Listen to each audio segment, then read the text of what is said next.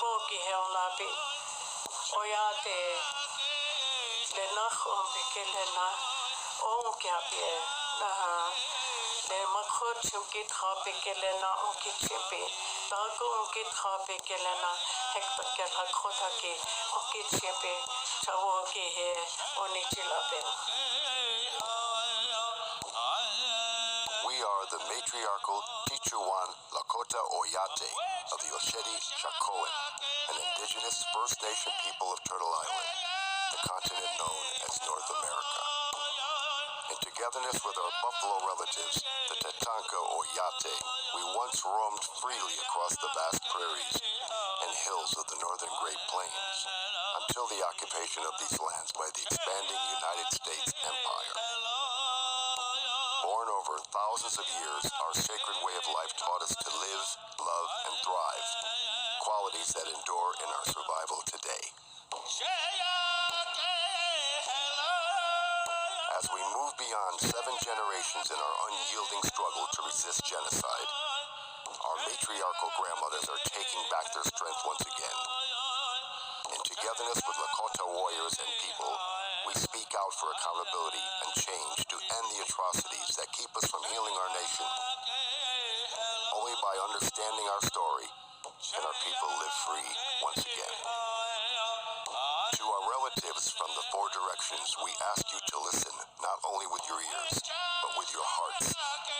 From the Pine Ridge Indian Reservation in the place you know as South Dakota, this is our story.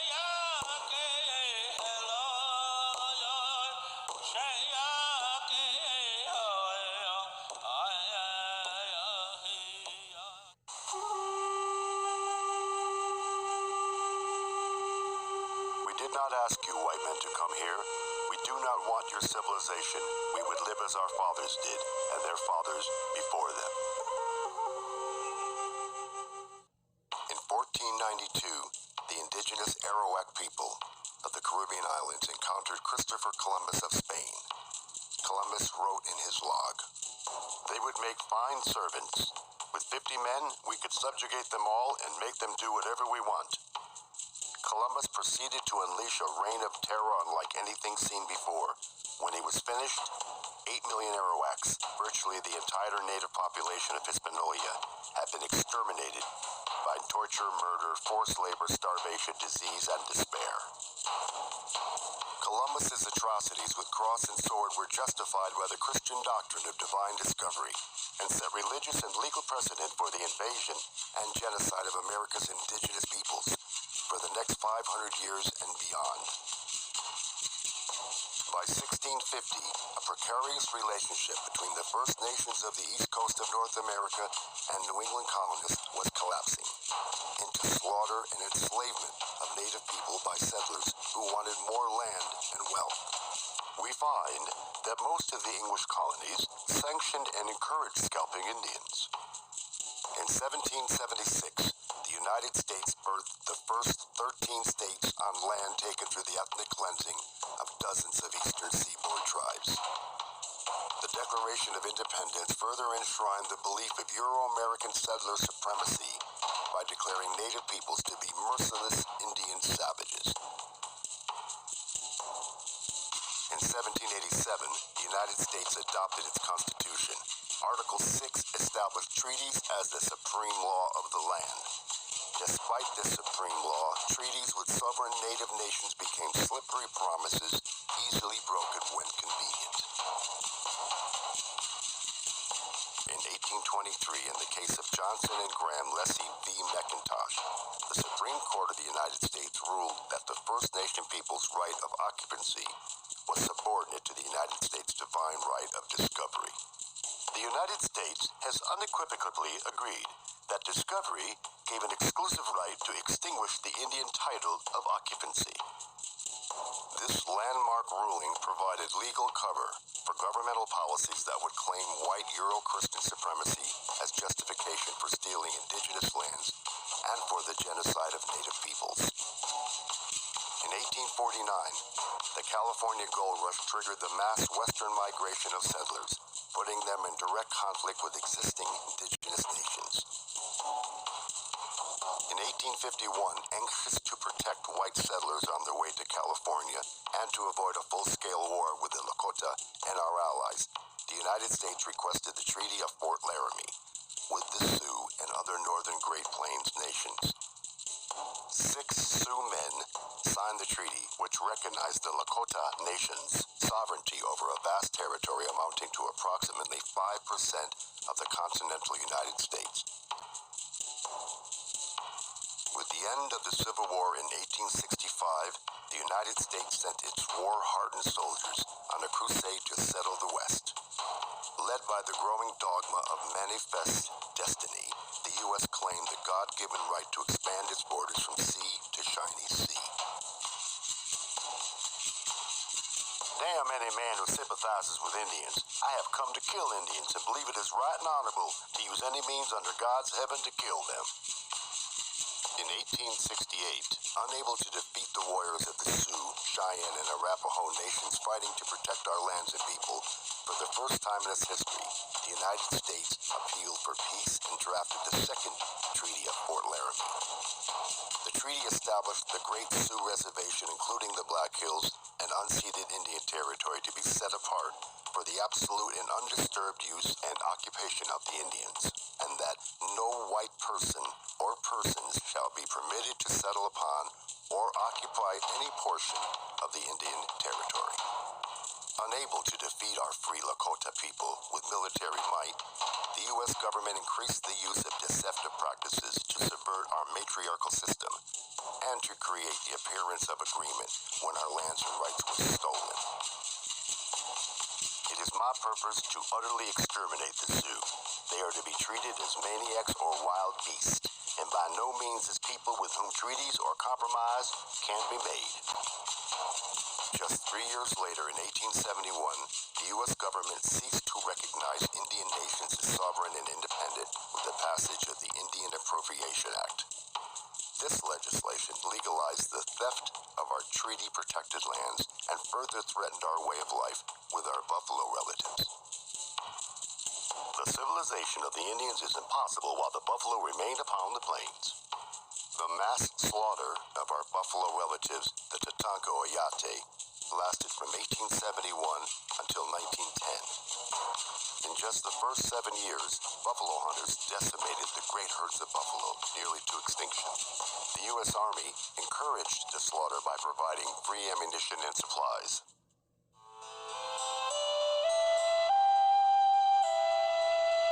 In 1873 alone, buffalo hunters massacred more than 1.5 million buffalo. As planned, our people became increasingly dependent on the U.S. government for even the most basic of human needs, like food, clothing, and shelter.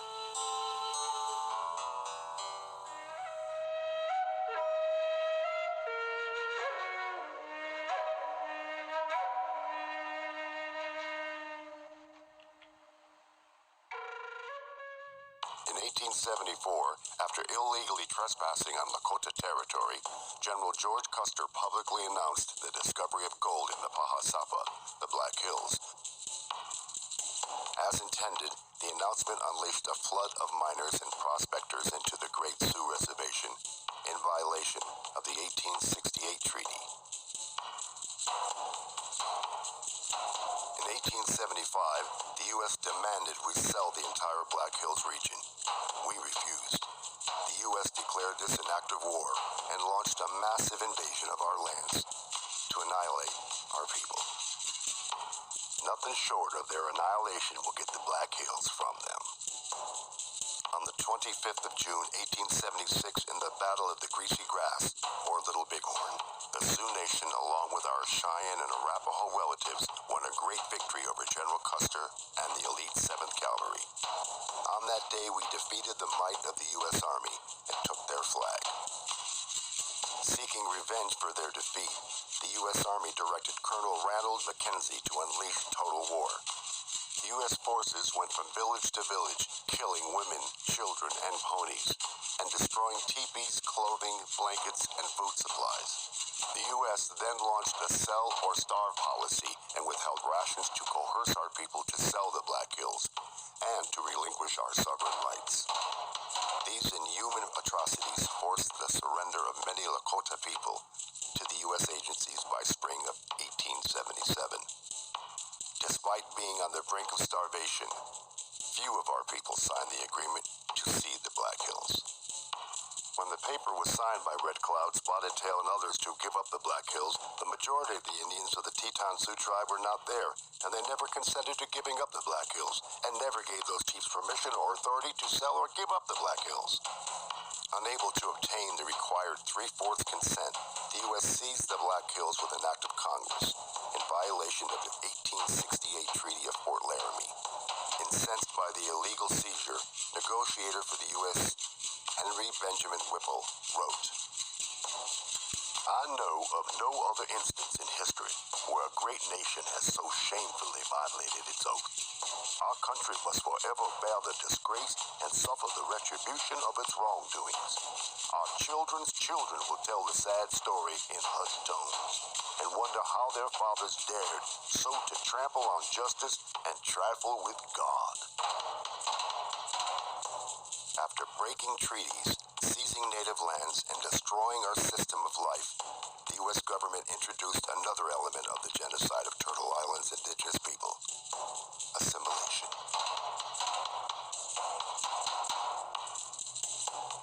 Kill the Indian, save the man. In the 1880s, the U.S. government joined forces with Christian and Catholic missionaries to steal native children as young as 2 years old from their families, ship them to schools far away, burn their clothes, and cut their hair, deprive them of loving family contact for years, and use mental and physical abuse to force their assimilation into American society and the Christian religion. There are but two goals for the Indians: civilization or annihilation. In 1883, the U.S. created the Code of Indian Offenses to criminalize our culture and spiritual practices such as the sun dance, the giveaway, gifts for the bride, feast, and medicine men. Punishments included fines, hard labor, imprisonment, and withheld rations. In 1885, the U.S. Congress continued its assault on tribal sovereignty by passing the Major Crimes Act, which unilaterally extended U.S. jurisdiction over major crimes into sovereign Lakota territory. The violation of the Major Crimes Act on an Indian reservation is within the jurisdiction of the Federal Bureau of Intimidation. I know that. In 1887, the U.S. Congress approved the General Allotment Act to divide communal land of the Great Sioux Reservation into individual parcels of privately owned property assigned to tribal members.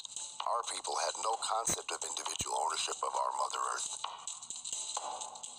The Indian must be imbued with the exalting egotism of American civilization, so that he will say "I" instead of "we," and "this is mine" instead of "this is ours." 2 years later, in 1889, in violation of the 1868 Treaty of Fort Laramie, the U.S. Congress passed an act to divide the Great Sioux Reservation into 5 separate and smaller reservations, including the Pine Ridge Reservation. The U.S. government opened the remaining 11 million acres of Sioux Treaty territory for public purchase, including sacred sites and burial grounds our people used for thousands of years. Having wronged them for centuries, we had better, in order to protect our civilization, follow it up by one more wrong and wipe these untamed and untamable creatures from the face of the earth. By 1890, our Lakota people, once powerful and free, were entirely dependent on the U.S. government. The U.S. had forcibly removed our people from our homeland, confined them to reservations, cut their rations by half, stolen our children, and decimated the great herds of our buffalo relatives. On the 29th of December, 500 soldiers of the U.S. Army's 7th Cavalry Regiment surrounded Bigfoot's band of about 350 Lakota people at Wounded Knee Creek, and along with 4 rapid-fire Gatling guns, massacred 312 of our men, women, and children. Our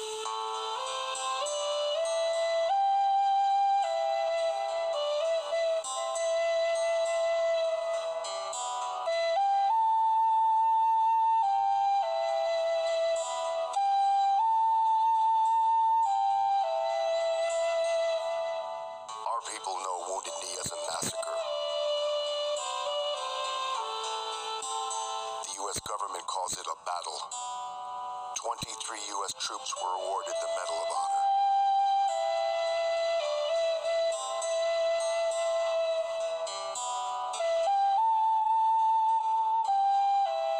Something else died here in the bloody mud and was buried in the blizzard. A people's dreams died here. It was a beautiful dream. The nation's hope is broken and scattered. There is no center any longer, and the sacred tree is dead. In 1903, the U.S. Supreme Court decision Lone Wolf v. Hitchcock secured U.S. hegemony over indigenous peoples by granting Congress unlimited authority to break Indian treaties unilaterally, to sell treaty-protected land, and to regulate all aspects of Indian affairs without the consent of indigenous nations. In 1934, President Franklin D. Roosevelt and the U.S. Congress passed the Indian Reorganization Act, the IRA. In a misguided attempt to fix the indigenous nations the U.S. deliberately had broken. Despite opposition from traditional elders and in violation of the 1868 treaty, John Collier, Commissioner of Indian Affairs, and Harold Ickes, Secretary of Interior, illegally approved the IRA Oglala Sioux Tribal Council and Constitution for the Pine Ridge Reservation with the support of only 1,348 tribal members out of an estimated 12,000 Oglala Lakota people. Most of our people were ineligible, unable, or unwilling to cast a vote. In the 1960s and 70s, U.S. Indian Health Services, IHS, physicians performed involuntary sterilizations on thousands of Lakota women aged 15 to 44. IHS facilities singled out full-blood Lakota women for sterilization procedures. On the 27th of February, 1973, 300 American Indian Movement activists from more than 75 tribes began occupying Wounded Knee, the site of the massacre 83 years earlier. Traditional elders from Pine Ridge sought to exercise our people's natural right to sovereignty and to take a stand against the corruption of the illegal Oglala Sioux tribe government. Continuing the 150-year war on the Lakota people, federal authorities escalated the occupation of Wounded Knee into armed conflict with a force of U.S. Marshals, FBI agents, National Guard personnel, armored personnel carriers mounted with machine guns, snipers and helicopters, semi- and fully automatic assault rifles, grenade launchers, tear gas, jets for aerial photographs, and paramilitary personnel. The occupation ended after 71 days, when a local Lakota man was killed by a federal sniper and both sides agreed to disarm. From 1973 to 1976, in the aftermath of the Wounded Knee takeover, the U.S. government-backed Oglala Sioux Tribe President Dick Wilson and his guardians of our Oglala Nation paramilitary vigilante force, nicknamed Goons, inflicted the reign of terror on Pine Ridge. More than 60 grassroots activists, traditional full-blood Lakota people, and our supporters were assassinated. 300 were harassed and beaten. 562 were arrested, of which only 15 were convicted of crimes. During that time, the murder rate on the Pine Ridge Reservation soared to 170 per 100,000, the highest in the world at that time. In 1980, the U.S. Supreme Court ruled that the 1877 seizure of the Black Hills was illegal, but did not return the land to our people, offering money instead. To this day, we refuse to accept the monetary compensation offered for the theft of sacred Bahasapa. In 2000, at a ceremony acknowledging the 175th anniversary of the Bureau of Indian Affairs, Assistant Secretary of the BIA, Kevin Gover admitted. From the very beginning, the Office of Indian Affairs was an instrument by which the United States enforced its ambition against the Indian nations and the Indian people who stood in its path. It must be acknowledged that the deliberate spread of disease, the decimation of the mighty bison herds, the use of the poison alcohol to destroy mind and body, and the cowardly killing of women and children made for tragedy on a scale so ghastly that it cannot be dismissed as merely the inevitable consequence of the clash of competing ways of life. Though he described the multitude of ways the U.S. government has devastated indigenous peoples and nations, he failed to admit the truth. Genocidal warfare continues today.